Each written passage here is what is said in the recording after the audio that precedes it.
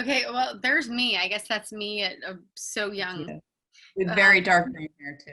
with very dark. You, Kara and I went to school in Seattle, and so we all had very dark brown hair, and now we're like, not, we don't have dark brown hair.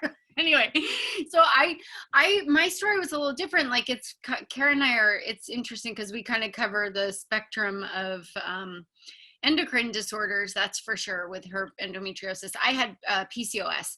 So I was a girl, I never had my period. I kind of like got my period when I was 16 or 15. I was a dancer, and so that was kind of expected, but then it's like I never really had my period, and I was just put on the birth control pill.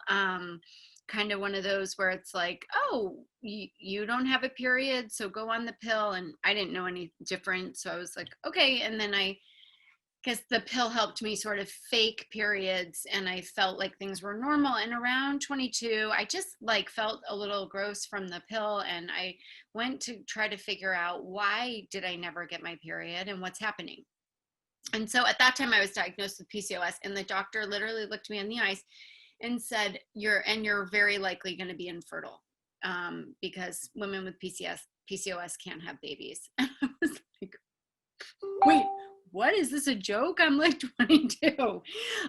So it kind of set me back, and it hit me, and it made me really think about just my body, medicine, and what, I just couldn't understand why I was given the pill by one doctor. It was like, oh, it's no big deal, just take this to get your cycle, but never told me about PCOS. And then when I found out about PCOS, they said, you're going to be infertile.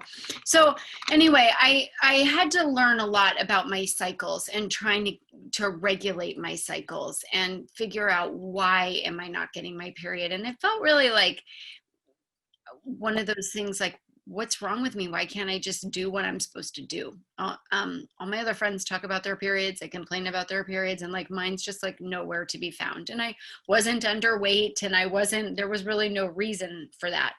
So I had to go on a journey, and I ended up finding a naturopathic doctor in Massachusetts. I'd never been to a natural doctor before, and she started to really like help me with my diet, and looking at stress and stress hormones totally influenced my decision to go to school.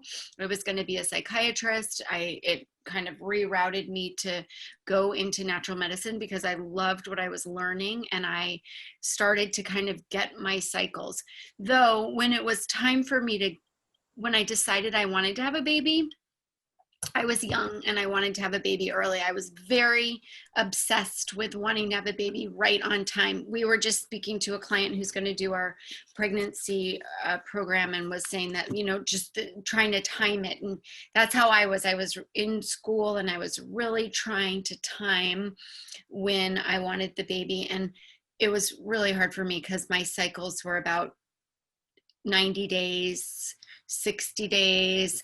I had no idea when I ovulated. I'm so old, they didn't have ovulation prediction kits. So I was doing it the old way, where we were looking at our mucus and taking temperatures. And so I had to do a lot of lifestyle changes to try to figure out my cycles. And I did a lot of work before. So once I tried to get pregnant, and I had really kind of worked on this pretty intensively for about a year, things went fairly well for me. So that was really good. And it was just that process of learning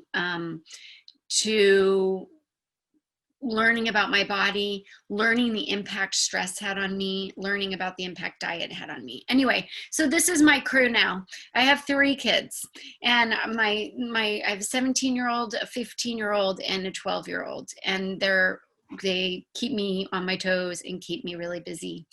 And so Kara and I, we have been best friends for many years, since school. And we got together, we were at a fertility conference,